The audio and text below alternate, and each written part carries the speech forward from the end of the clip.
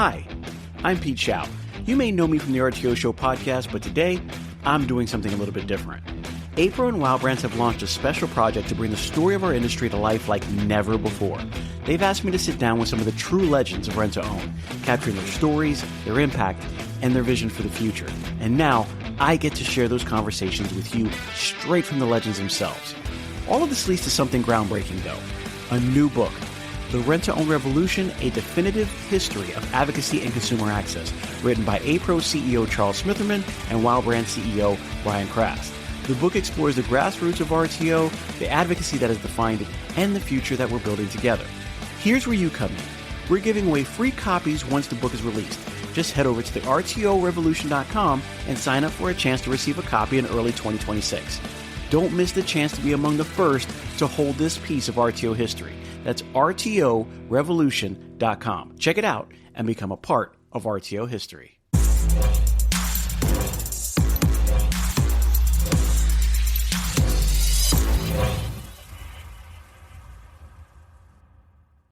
Hello and welcome to the RTO Show.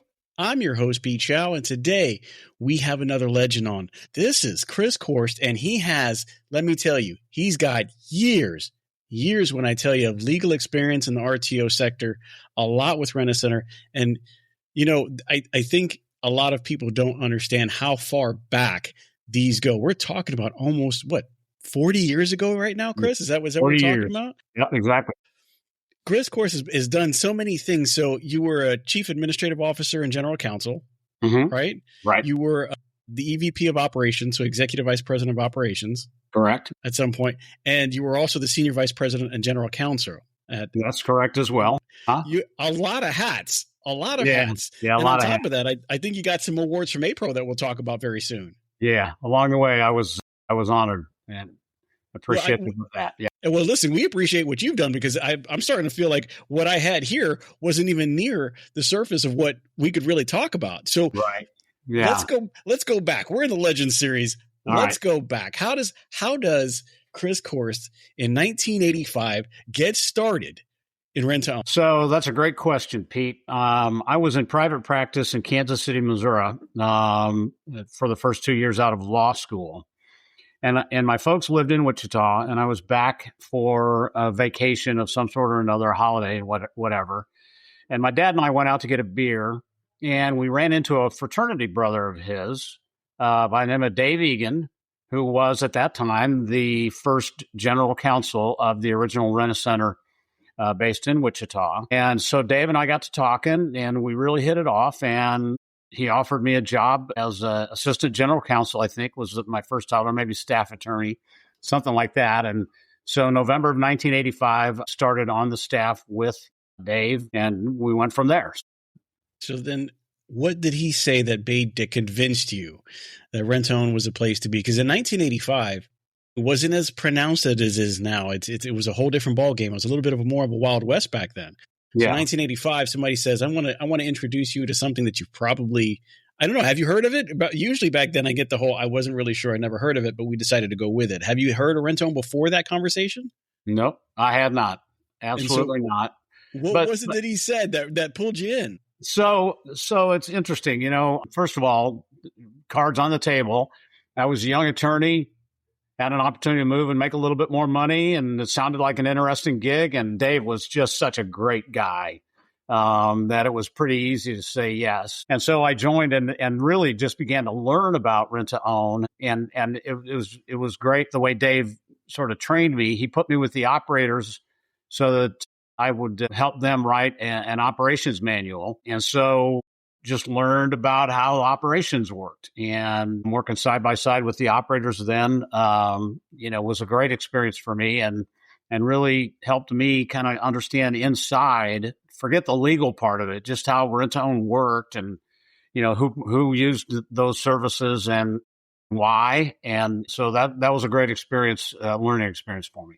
So starting in the beginning, and from what I understand, there are different things that you've done since 1985, a lot of which could be with rent-to-own and some of it wasn't. You get to take a little bit of a hiatus. I know a few people that have. I know I have too, so I won't hold it against you. But, a lot of things that really kind of sparked my interest is that there was a lot of things going on in the rent-to-own space as far as legal situations back then. There were a lot of states that were just now starting to get into the laws of rent-to-own because there weren't, any precedent before that. And then there were some trials and tribulations that came up in the 90s that were like, oh my gosh, this is going to be really tough on rent-to-own. And I would imagine that you saw all of that at some point. So as you start in 1985, where did you go from there? So first couple of years, I really focused on learning the business and working on the various legal issues that the company was facing, a lot of labor and employment issues, as you might guess, and a lot of growth. So some acquisition work and what have you, really the basics of legal work. But beginning in 1987, Dave asked me if I would help him on a state legislative initiative that was just being put together. Dave, of course, was working closely with the great Ed Wynn and an attorney whose name you may have heard before, Sam Choate, brilliant attorney and strategist. And so those three were working on trying to craft this master plan for how do we address in a proactive way, the overarching lease versus sale issue, because it was apparent that fighting in the courts and hoping judges understood and really fighting in a lot of bankruptcy courts where equity ruled the day more often than not, it was pretty easy to see that was a losing proposition long term. Really early 1987, four of us talked and at various points separately and then together and put together really a master plan of a state-by-state march, if you want to think about it that way. We had legislation that had been passed by then in Michigan and Texas and Georgia, and New York had just come online as well. And so those are the first four states, and we used a form of those bills as what you might think of as model legislation, and we began to carry it to different state legislatures.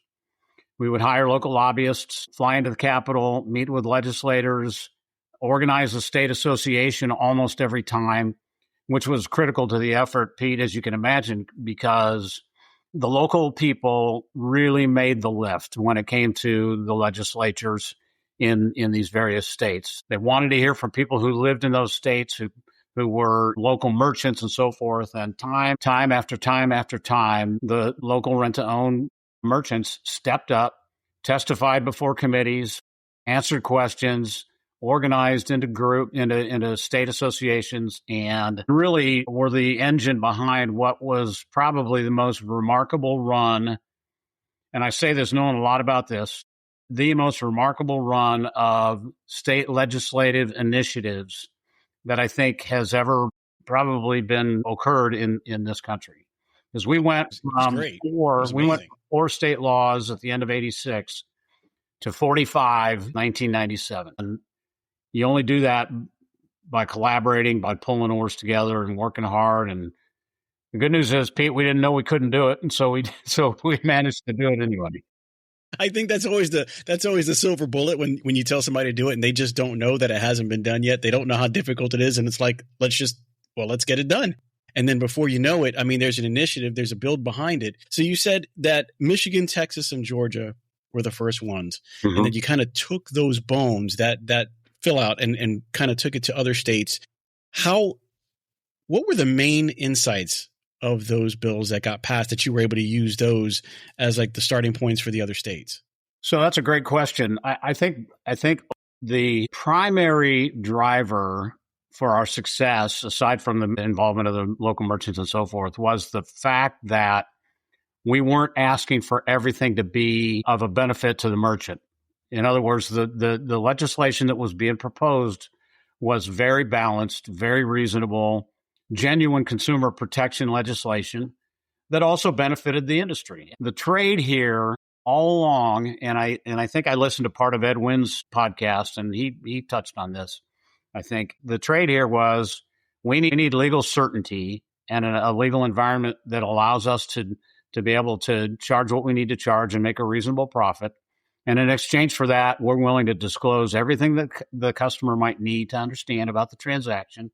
And then depending upon the jurisdictions, actually get into some additional, price management price cap sort of approaches to the business. But I think, Pete, the real key was the fact that we were fair and reasonable, and we were promoting true consumer protection legislation. Was there a difficult time? Because in some cases, there's a lot of people that say, you know what, it seems very close to a credit transaction, and it's not. But you have to kind of spell it out that the lease agreement is different in different ways because of the credit transaction being almost like a permanent situation. This is a mark on your credit. You own this after that situation, versus the lease where you can return it and cancel it out and no longer have responsibility for the product. Was that a hard pitch in what you did? And was it more difficult in some states than others?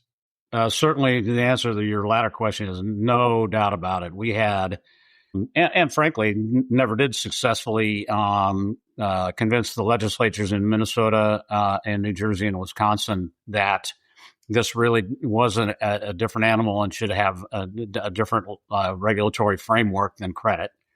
And so those states are what they are today. But yeah, there was, in the late 80s, there was a lot of challenges, both in the courts as well as through the legislative process, over how to best regulate this transaction and how to best characterize it.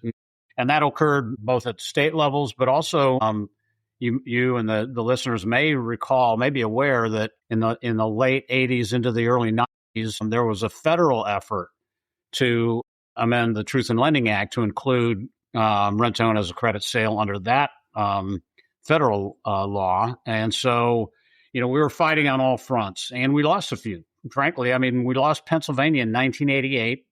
It was a little bit of a sleight of hand by the chairman of the House Consumer Protection Committee, but nonetheless, we were put out of the rent-to-own business in a matter of days, and it was 8 years later before we were able to turn that around, 1996. So yeah, there were a number of places where the narrative that we were providing was not sufficiently convincing to get legislatures to enact, some form of model legislation. Now, I'll tell you where things really began to turn came about in 1989. We had actually come in contact with a state legislative organization called the Council of State Governments. And every other year, they put out what is known as suggested state legislation. And it's a manual that state legislatures use across the country. I don't know if it's still in use, but it certainly was very popular at that time. And we managed to get our Virginia bill in that 1989 suggested state legislation manual. And when you think about the impact of that, so the next year, 1990, we're knocking on doors saying, yeah, here, use this one. Use this one. Don't take our word for it. Take the Council of State Governments, right? So you say there's 4 states that were in 86. 97, there's 45. I think that's right. You're talking, and even if we're even close, you're talking 41 different states in a matter of maybe 10 or 11 years. Was there a hot spot set of years where it was like, man, this is, we have maybe the right presidency, maybe there's enough people in either seats of the House or the Senate that like the bill as far as the states are concerned? Was it easier in the South and the North? Like, was there like a domino effect and it was just like, hey, we were really knocking on all cylinders? Or was it because as you went on, you guys were able to kind of fine tune and hold your blade and say, hey, I know this works. I know that talking about this really helps. I know that getting this into the Council of State Governments is probably a great idea. Did it come? Was it slower at first and then more at the end, or how did it work?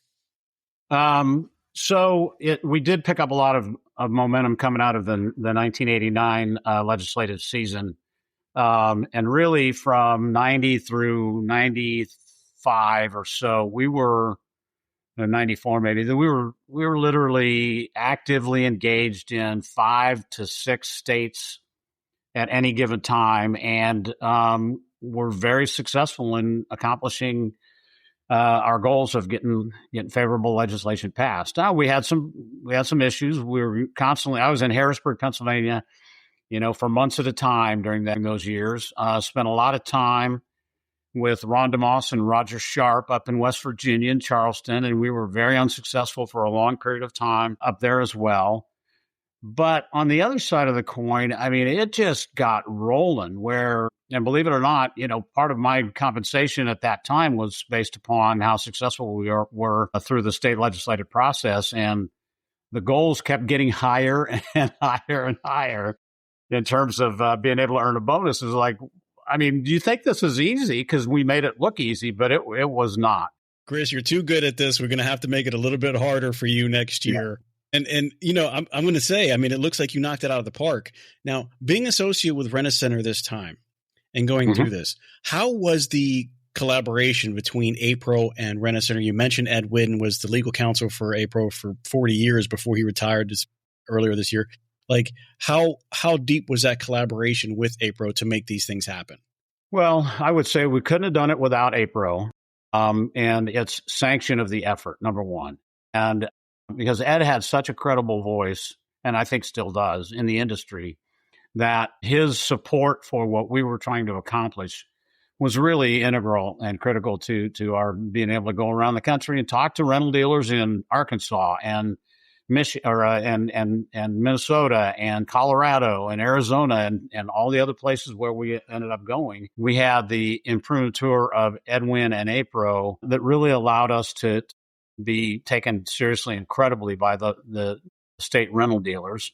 So that was a part of it, but it wasn't always easy either because there was a lot of mistrust in some places over, the big guys coming in. And does it benefit everybody or does it really just benefit Rent-A-Center and all the stuff that you would expect? Absolutely no surprises, but we had to deal with those questions. And I think in retrospect, we were able to do so, successfully. But yeah, no, it was not always smooth. Even at the APRO level, the board meetings and the government relations committee meetings were oftentimes contentious. A lot of back and forth over budgets, over money, over how we were going to raise enough to do the things that we needed to do.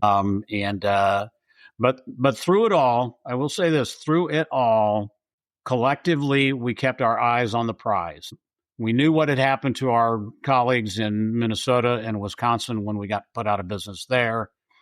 We had seen the big checks being written primarily by Rent-A-Center for class action settlements and what have you. And people took that seriously. And so we were able to put aside whatever differences we had and work toward collaboratively toward that goal.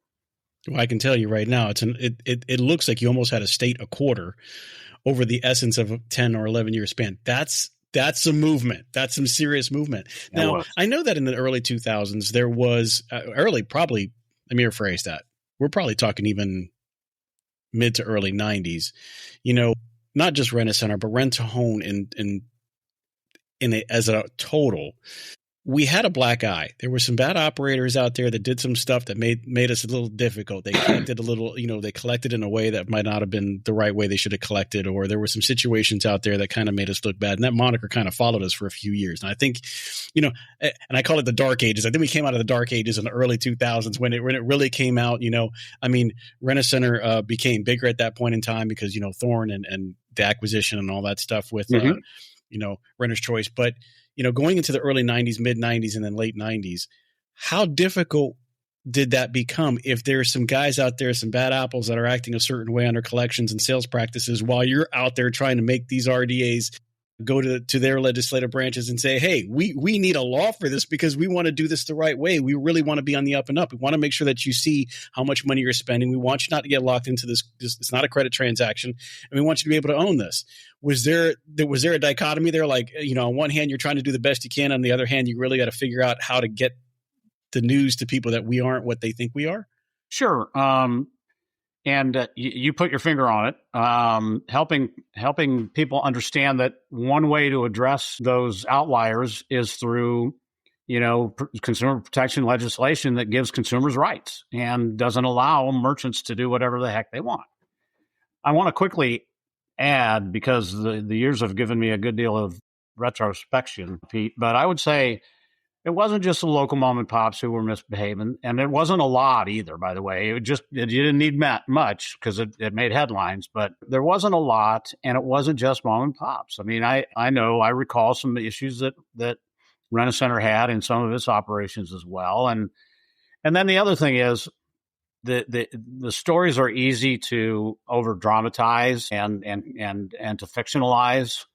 And we know that, for example, when in September of 92, the Wall Street Journal ran a front page article on Rent-A-Center and had just horrendous misallegations, wrong statements, and so forth about the company and our business practices and so forth. But this was back when the Wall Street Journal was still one section, and it was the oversized paper, and we had the right-hand column on a Friday, and then you open up to the fold in the middle, and it was both sides of the fold.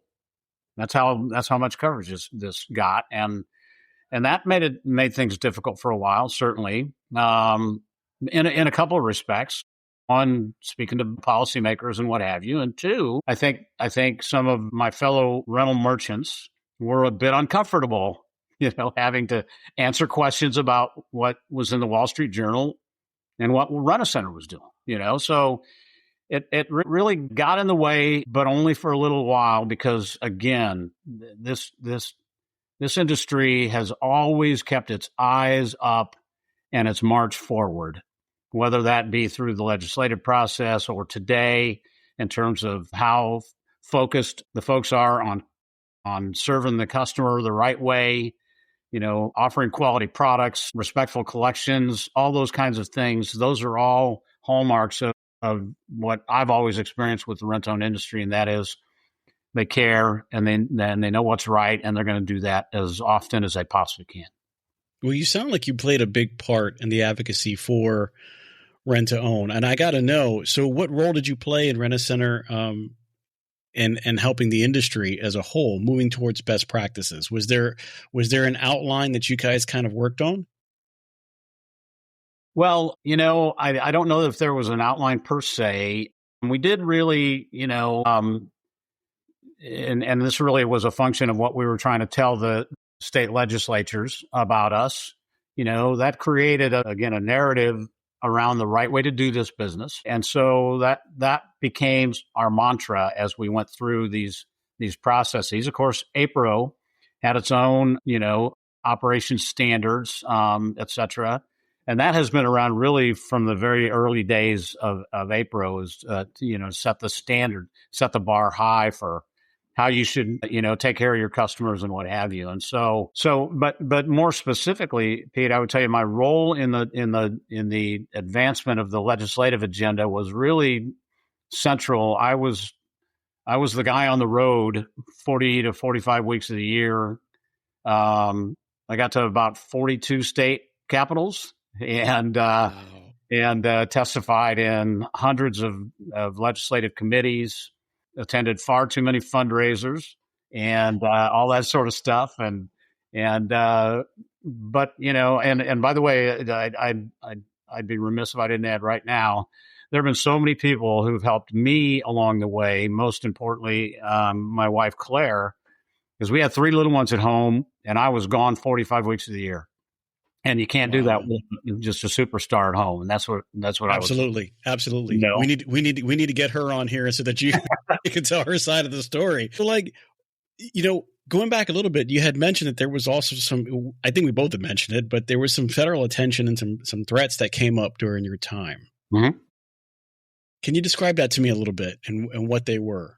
Yeah. So, and the first real critical threat came in 1993, I think it was. Henry B. Gonzalez from San Antonio was chairman of the House Banking Committee, and he introduced legislation, an amendment in the form of legislation that would have pulled rent-to-own terminable leases in under the definition of credit sale for purposes of truth in lending, which would have been, obviously devastating to what we were trying to accomplish. Yeah, that'd have been terrible. That would have killed us. But again, in a tribute to the moxie and capabilities of this industry, we immediately rallied. Hearings in the relevant subcommittees were scheduled. We had members come up to Washington, testify, meet with the press, do all those kinds of things. And I got to tell you, we were so effective that Henry Gonzalez was chairman of the full banking committee. He introduced legislation that got sent to a subcommittee, and it never left the subcommittee. And this is the chairman's bill, and it never moved. It never moved. That is a move for rent to own. Let me tell you guys were seriously effective.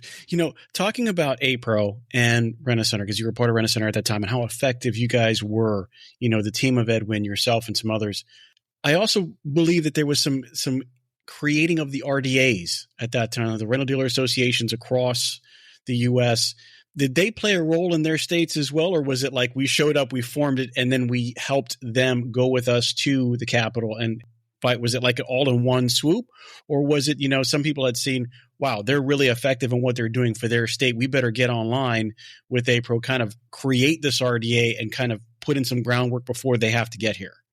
Mostly the former. Once we identified a target state, Pete, we would reach out through APRO and independently to rental dealers in Mississippi or Kansas or the Dakotas or wherever else, right? And we'd introduce ourselves and tell people, here's what we would like to do, and let's hold an organizational meeting and send out invitations. APRO was really the driver of that process of mailing invitations, notifying rental dealers, and so forth.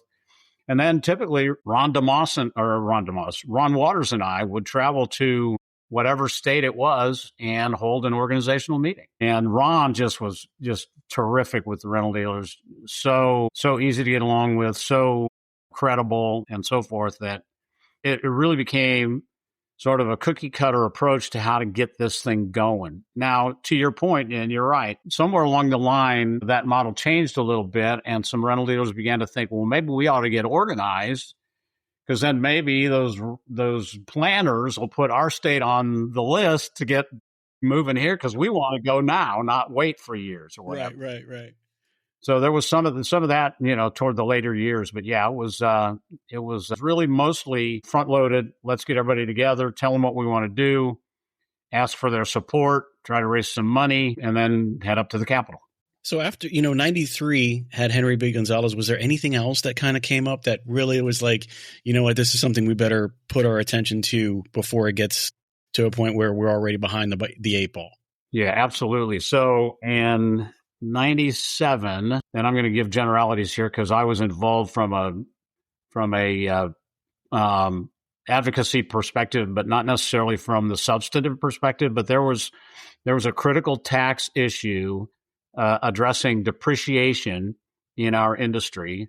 And of course, the notion of credit sale versus lease or terminable rental agreement is a critical one for tax purposes as well, because if you're a merchant, you're selling goods, you got to write that product off when you sell it. On the other hand, in our business, we know that we depreciate those assets over the course of the rental agreement, over the course of 18 months, 2 years, or whatever it is. And the proposal on the table would have had rent-to-own transactions included as credit sales for purposes of writing off the asset upon the transaction's commencement date. So we rallied. We got the right people with the right voices and the right information. We got up to Washington, and in fact, we're able to obtain legislation amendments to the tax code that secured and clearly locked us into, this is not a sale, and the asset should be depreciated, and here's a methodology by which you should do that. So as you're doing this, because you're championing, got to say this word right. You guys are killing it. You're going from state to state. You're making this happen, whether it's for Rent-A-Center, whether it's for APRO, whether it's with the RDAs or without. You're knocking these out, right? On average, we've said once a quarter, you got another state checked off and moved on. But, you said a couple things. We've got to make sure that we're letting everybody know this is the cost of ownership. This is what you're going to get into. This is what you can expect. These are the things that we've outlined so this is what you can get from us, because this is what we want to get from you, right? So you want to get it from us. We're going to put it all out there. You're going to know everything you're getting into. You're going to know how long you're going to be paying for it, what you're going to be paying for, if it's used, if it's not used, brand new, whatever the case is. But at that point in time, then some of this was new. Some of this was in each area. This is new to us. We're going to figure all this out. Was there also an effort to make sure that there was these checks and balances, that somebody was going back behind you and going, okay, we said that we're going to do this, but we have to make sure and ensure that we're doing this. And somebody had to go through with these audit processes and making sure that it was happening. Was that also something that you were a part of? Is that something that you helped create? No, not really. In a handful of states, the way the regulatory framework sets up, Pete, there are administrators responsible for doing that audit and confirming compliance and so forth, and correcting course or fining or doing whatever else the case may be. In almost all the legislation that was passed, there was some state agency designated as the responsible party for enforcement. After these state laws were put into place, but before they became effective, we would routinely have a compliance seminar and invite all the rental dealers to attend. And either I or, Ed Wynn did several of these as well. Others who came after me on the Rent-A-Center legal staff, the Ron DeMosses and Brad Dennisons and so forth of the world would go to the state after the law was passed but not yet effective and say, all right, here's how you comply. And here's a form rental agreement that you can use, or you can go have your own created, whatever the case may be. But yeah, we would coach people on how to comply with the new legislation. So that's something that this is actually the first time I've heard this. So we actually helped create the rental agreements that we adhered to. We did. In some cases. Oh, that's awesome. That's great. Because so then in 2011, the CFPB comes, something that's a little bit different than we had before that. CFPB is now on the scene. How did that change things? Well, in the end, it really didn't change much of anything, at least not until more recently, where the CFPB had a couple of years or so ago tried to grab the new virtual leasing transaction and pull it under its authority. But Pete, in 2009, coming out of the financial crisis, the Sarbanes-Oxley bill was being prepared. No, that's not right. It was the later one. It was the anyway. The new regulatory framework that created the CFPB, until we were able to get it amended, might well have put regulatory jurisdiction over rent to own under the CFPB. We were able to get an amendment in committee that excluded short-term leases under which the initial term was less than 90 days, not under the CFPB's jurisdiction, but rather under the FTC's, where we had been for years. And so we were able to escape that, that situation pretty cleanly. Again, working the committee in the House and eventually getting that amendment secured. I think, when you talk about the FTC versus the CFPB, I have heard so many things about not wanting to be under the CFPB and how well we could do without that situation, considering we've been running very well without it.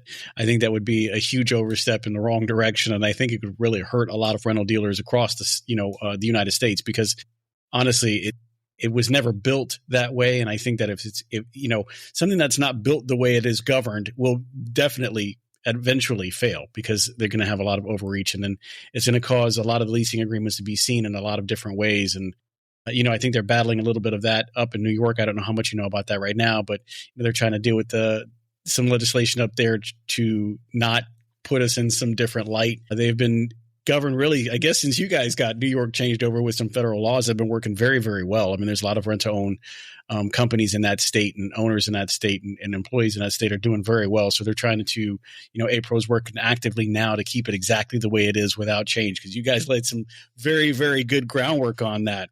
And then, so as you're going through this, you have to put the transparency up. You have to let them know, hey, this is the numbers that you're going to deal with. This is how you do it. This is how you regulate. Now I'm starting to find out, we also had the rental agreements that you put out in front. I mean, is all these initiatives that were put out and all these things, how do you feel like Chris Korst was perceived throughout time? Did you feel like you've accomplished a lot and what you meant to do during those times? Because I would say you've accomplished way more than I think, that was able. But not only did you that, but do you feel like you've left that legacy? Like you've been able to say, you know what, I've really left my mark on rent to own? Or is there something else that you feel like was coming down the pipe that you wanted to tackle before you left? Well, my answer to your first question would be yes. I think the industry does have an understanding and I hope an appreciation for what role I played in a team effort, right? Because it really was a team effort. Along the way, I will tell you, I was probably accurately perceived as a bit of a bully because Really? a lot of rent-to-own dealers, were worried, understandably, about, well, wait a minute, if I tell the customer what the total is, they're going to run out the door. And all these other disclosures, and oh my goodness, and over time, obviously, that those concerns evaporated because they turned out to not be true. But in order to get what we got accomplished in the amount of time we got it done, sometimes there was some pushing going on. Yeah, I was doing some of it, and so I understand. Particularly the benefit of the years that have passed. I understand that there was some, resentment to, well, here comes Rent-A-Center, here comes Korst, we're getting, they're going to tell us what to do and all this kind of stuff. I appreciate that. But I also hope in retrospect for other people, they look back and go, well, I'm glad somebody did, because this could have turned out very, very differently had we not been as aggressive as we were. Well, I'm telling you, just so that we can say a state a quarter, I'm going back over that. Like, that is some serious accomplishment, which led you to the APRO President's Award that you won. That's awesome. How was it winning an award with that? Well, it was great. Obviously, you like anyone, I gave a lot of my professional time and a lot of personal sweat and tears and so forth, trying to be successful on behalf of a group of folks who, in turn expressed their gratitude for that. And that was the President's Award. And, I'm just really proud. I'm just really proud of what we were able to do together. In no ways do I want to leave an impression that it was me. It was us. It was when I got to a certain point, Ron DeMoss stepped in and helped out in California and West Virginia and other states like that. And he was awesome. And subsequent to all of that, Brad Dennison and Dwight Dumler were there. Matt Grinwald in the later years, after we moved down here to Dallas. We couldn't have done it without Ron Waters, who was just spectacular. And Bill Keese was so supportive as well that, so yeah, to have had the honor bestowed, the President's Award bestowed was really meaningful. And then later, of course, I got the Lifetime Achievement Award after I thought people had forgotten about me. No. I mean, you were part of a really big situation. I mean, without some of the things that you participated in, I don't think I would have had the career that because my career started in 2000, and I wouldn't be able to do what I'm doing today if it wasn't for the work that you guys put in. Okay, and I got to say, like, what out of all this, because you've got a big resume there. What was some of your biggest challenges going through and getting some of these states done? Do you remember one or two that were like, wow, this was a challenge. This was difficult. This was something that I can write on my wall here. Oh, yeah. West Virginia was extremely difficult. And took really, I think my first trip to West Virginia, I was actually in Washington with Dave Egan, and we were interviewing for lobbyists, and we had dinner with John Raffaelli. I don't know if that's a name you know. Yes, it is. Yeah. John's a wonderful guy, great guy. I just talked to him last week again, and we were looking to hire John, and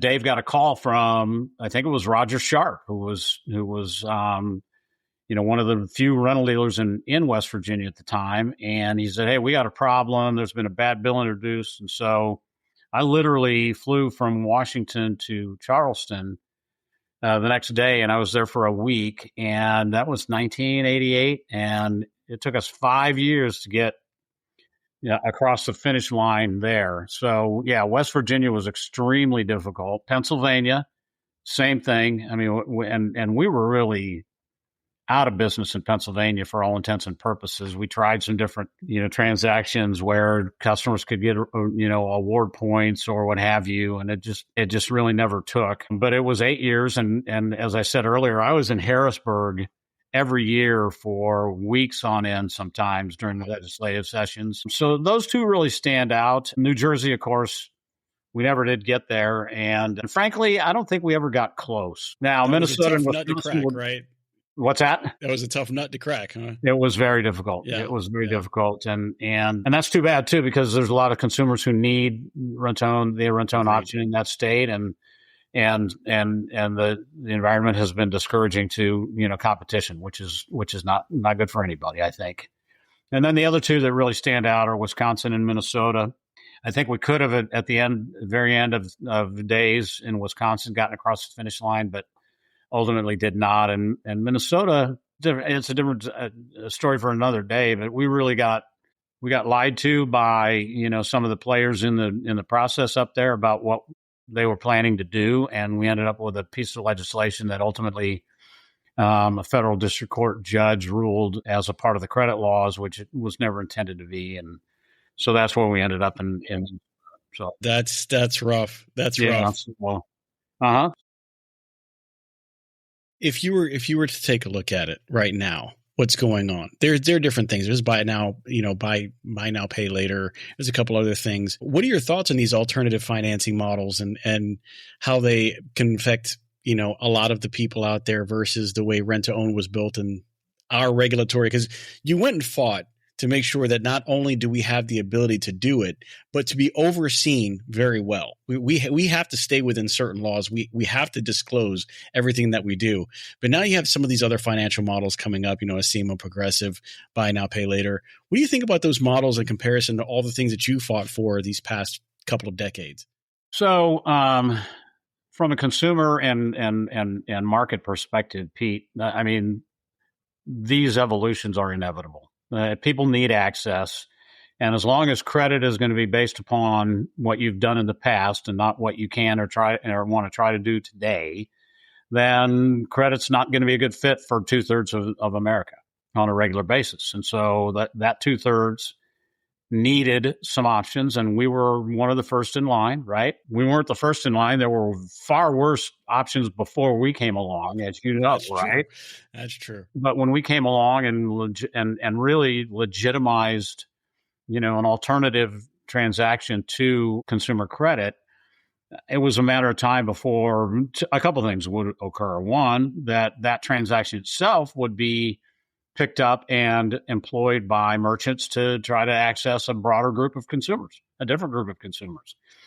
And heck, I think it's fair to say that Rent-A-Center was probably the first in that game, because we were partnering with Ashley's retail stores, taking their turn downs and doing rent-on transactions back as early as, I want to say, 2008. And I remember that because the first place we tried that was in Atlanta, and I had just become EVP of operations, and I went down to Atlanta with Mitch Fidel, and the Rent-A-Center closest to the Ashley store was where all the returns were ending up. And we walked into this Rent-A-Center store, and I mean, it had, I don't know, 700 units in inventory from all the pickup. You walk into the big showroom, you walk in, it's chock full of Ashley bedroom furniture, living room furniture, no other brands, very few TVs, very few washers and dryers. Then we walked out back, and I'll never forget, there were like 4 of these trailers full of the returns. And so, and that was early 1988 or 2008. And what that told me though was, there's a demand that needs to be met.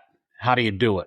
And over the course of the years, of course, Rent-A-Center's figured that out, but so have, some other people, some other players, notably Progressive and Acima, but others as well. And so what I worried about, if I were in that industry even today, I would continue to worry about, is the potential negative effect that those applications of the rent-own transaction to these other opportunities might have on policymakers, because it's a different animal, and it's the same form being used in a different way. And what I would say to your audience, because I think they'll really appreciate this, is one of the ways that we were able to be as successful as we were through the state and federal legislative processes is that the right to terminate and return the products at any time and then come back in and pick up where you left off was a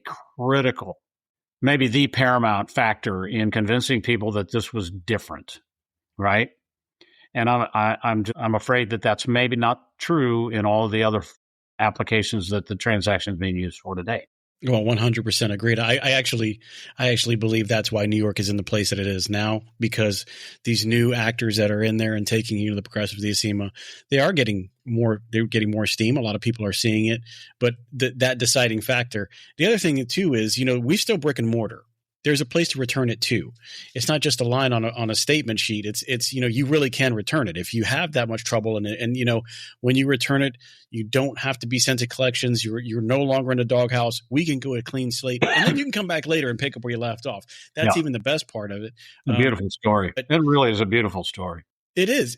But when you have these other situations where they're saying you can make these payments, but in the sense that you can't return it and you're probably going to be liable for it regardless of what happens to it, then that imposes the collection side of it. It puts us in a credit standard, and it's like, wait a minute, we're not there. And I think that's what they're really trying to differentiate and identify down to the wire of what's going on in New York. I got to say though, with all this, all that you have accomplished, being a vice president in 3 different situations, you have the awards, you've done a lot with APRO, you know the Ed Wynn and every other name that I could mention in the book, including Mitch Fidel. What are you doing post Rent-A-Center? What's going on now in your life? So, great question. So I was with Rent-A-Center in Wichita until 98, Pete. When I left, I had actually spent the last 2 years during that stint heading up a new business that Rent-A-Center wanted to get into, the used car sales and finance business, buy here, pay here. And so when I left Rent-A-Center in 98, I actually bought that asset from Renter's Choice after the sale and started my own buy here, pay here used car lot in Wichita and ran that for 3 years. And then I got a call, as I think I mentioned, from Mitch in February of 2001. And he asked me if I'd be interested in coming back and being general counsel. And I talked to Claire about it. And I talked to my partners in the car business about it. And we ended up coming on down. And so we moved here in 2001. As you said earlier, I was general counsel till the end of 2007. And then from 2008 to the end of 2013, I was EVP of Ops. Which was an absolute blast, by the way. I had so much fun in that job. And then in 2014, I moved back into the home office role as chief administrative officer and general counsel, and did that till I left in June of 2019. Since that time, I've been mostly general counsels for 2 different restaurant and real estate family offices. So the first of those is now the second largest franchise company in the country. And the one I just left last Friday when I retired from full-time practice was, I think, the 5th or 6th largest, with all kinds of brands that everybody would recognize and so forth. So I retired on Friday from full-time practice, but I'm now a partner with Outside General Counsel, which is a firm that provides fractional general counsel and legal help to small businesses, big businesses, whoever has a need. Maybe you're a startup and you don't want to hire a general counsel, or you can't afford one. You call me, and I provide those general counsel services for hourly rates and what have you. And so I'm anxious to get that started. And I'm going to put a commercial out here, Pete. All right. Any of my friends and colleagues in the rental business need any help, please reach out to me. I'd love to talk to you, and if for no other reason, just catch up. Well, I tell you what, and so what state are you living in now? So we're still in Frisco, Texas, suburb of Dallas. And we've been here, as I said, since the summer of 2001. Yeah, we love Texas, love the Dallas area, a lot to do around here. And by the way, it's a great place to travel from. You're anywhere in one flight. And right. Yeah, it's perfect. When I was out gallivanting around the country on my second stint with Rent-A-Center, I was just so thankful I was not back in Wichita, where there was always a connection. So you said it's an area of Dallas. It's like a sub area of Dallas. That's a suburb, yeah. So if you think about Dallas, north of Dallas, the next large suburb is Plano, and then Frisco is just immediately north of Plano. Oh, okay, all right. Yeah. So you're close to. Listen, I'm going to tell you right now. the things that you've done in rent to own, I'm going to have to buy you lunch for some time if I'm ever in the area. I'd love that. Dallas all the freaking time. I'd love that. That'd be awesome. It's a great place. I love that place. So, you've done so much. It's really kind of hard to say one or two things. I mean, you've had this established career that's amazing throughout the years. If you had to say in some final thoughts, Chris, you've done a lot. Going into the future, you've kind of stepped away. Now you're doing your own thing aside from rent to own. But as rent to own goes on, and there are these new things that should be popping up, including some of the things that are happening in New York, what would be some advice that you would give to the members of APRO, that you would give to the members of the RDAs, that, going into the future and as they come across these speed bumps, these hurdles, what would you say to them? So, Pete, I think what I would say is really more in the form of a reminder of what got us here. And what got us here, first and foremost, was collaboration, working together, speaking with one voice. Second issue, the second reminder that I would give is, the high level of customer care, not just customer service, but truly, I've watched the folks in this business for decades, and it is customer care. That needs to be the forefront of the story. And then, reminding the legislators, the policymakers that, under these regulatory frameworks, customers are fully protected and they get what they want and they get what they need and their rights are fully insured. So, stay with that playbook, stay with that story. And by the way, don't hesitate. Find some of your best customers and get them to go up and talk to the legislators themselves. We had a good deal of success with that over the years, and then because the customers would put it in their own words. Yes. More generally speaking, Pete, I would try to think strategically about, how do you create regulatory frameworks that have, the right amount of variability depending upon how you're going to apply the transaction. Because, by the way, not only do I not begrudge anybody but for using the transaction, I'm proud that we were able to legitimize it the way we did, right? Absolutely. But that being said, the big players in that space should be every bit as protective of the right to do this transaction as we have been over the years, period. Agreed. They have an obligation at least as much, if not more so, than the traditional rent-to-own dealer, right? Absolutely. Well, I'm going to tell you, Chris, I appreciate you being on. Good luck in all the endeavors that you've gotten yourself through and now into. It sounds like you're doing amazing outside of Rent-A-Center. Listen, I will tell you guys, if you guys have any questions, please hit me up at the show. It's Pete at the RTO Show Podcast.com. You can send me anything. If you have any questions for Chris Korst, I will definitely send it his way because he's got a lot of legal tenureship. He's got a lot of knowledge and probably things that you want to know about. Also, remember, this is part of the Legends series. We are going to put some of this information out on the book that's actually coming out. You don't want to miss that. But if you have any questions and you want to hit me up, you can hit me up at the show. Also, you can do it on Facebook, LinkedIn, Instagram. You can also do it on YouTube where you're going to see this. Chris, it's been an amazing conversation. I really appreciate it. And I will tell you guys, as always, get your collections low to get your sales high. Have a great one. Hey everyone, it's Pete Shau here from the RTO Show Podcast, and I want to tell you about a company that's making a real difference in the rent-to-own space, Wow Brands. I've seen firsthand how they approach marketing. And let me tell you, it's not just about ads. Wow Brands builds complete digital ecosystems designed specifically for the rent-to-own industry. Their e-commerce and lead generation strategies are built to bring in qualified leads. And did I mention that they are actively working with the rent-to-own industry while also being members of APRO and TRIB? Listen, these folks are passionate problem solvers. They don't just slap something together. They design, build, and scale the kind of digital retail tools your business needs and your customers actually want. So if you're serious about growing, reach out to Wow Brands at wowbrands.com. I trust them, and I think you will too.